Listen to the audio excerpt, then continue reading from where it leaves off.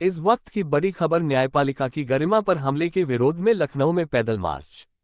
Lucknow supreme court के मुख्य न्यायाधीश सीजे पर जूता फेंकने की निंदनीय घटना के विरोध में नागरिकों और विभिन्न सामाजिक संगठनों ने परिवर्तन चौक से हजरतगंज स्थित डॉक्टर भीमराव अंबेडकर की प्रतिमा तक एक विशाल पैदल मार्च निकाला।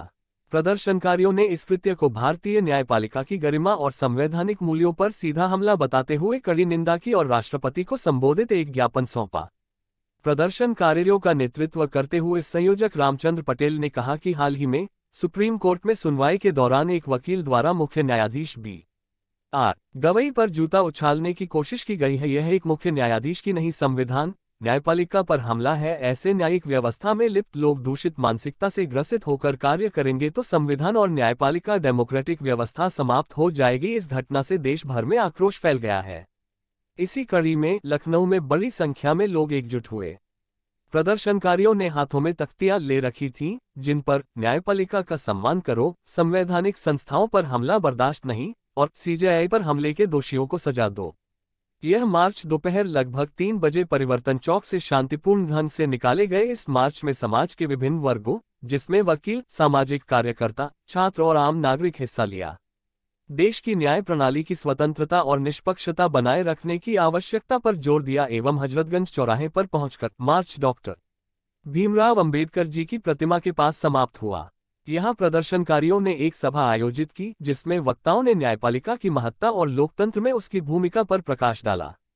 उन्होंने कहा कि संवैधानिक पदों पर बैठे व्यक्तियों पर इस तरह का हिंसक और अपमानजनक व्यवहार अराजकता को बढ़ावा देता है और इसे किसी भी कीमत पर स्वीकार नहीं किया जा सकता।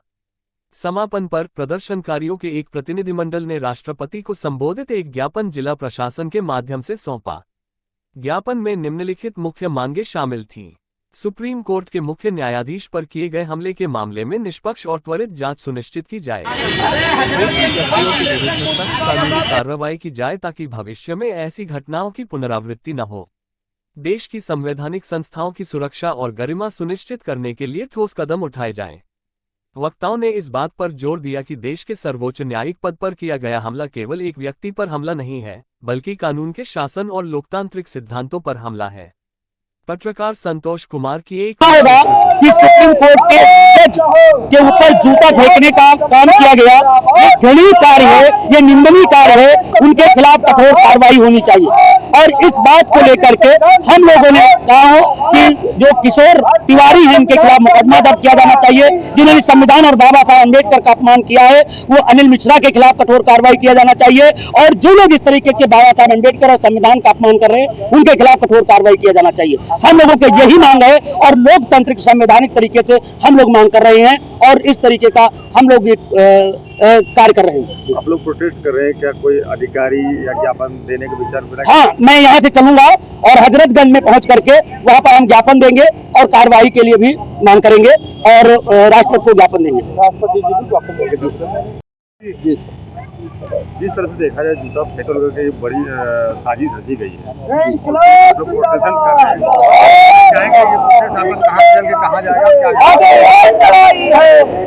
हम लोग यहाँ से प्रदर्शन जो है, विरोध प्रदर्शन को यहाँ से निकालेंगे और यहाँ से पैदल मार्च करते हुए हजरतगंज बाबा साहब की प्रतिमा पर पहुँचेंगे। वहाँ पर पहुँच कर यहाँ के राज्यपाल प्रशासनिक अधिकारियों के माध्यम से राष्ट्रपति महोदया को ज्ञापन भेजेंगे।